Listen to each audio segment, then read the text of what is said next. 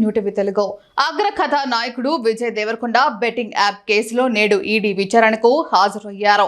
Online betting యాప్ల promotion కేసులో enforcement directorate దూకుడు పెంచిన విషయం తెలిసిందే.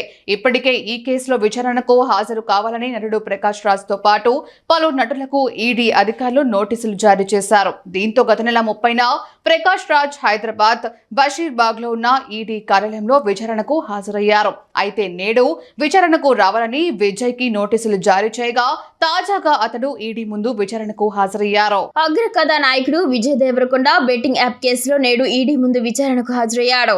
ఆన్లైన్ బెట్టింగ్ యాప్ల ప్రమోషన్ కేసులో ఎన్ఫోర్స్మెంట్ డైరెక్టరేట్ దూకుడు పెంచిన విషయం తెలిసిందే. ఇప్పటికే ఈ కేసులో విచారణకు హాజరు కావాలని నటుడు ప్రకాష్ రాజ్ తో పాటు పలువురు నటులకు ఈడీ అధికారులు నోటీసులు జారీ చేశారు.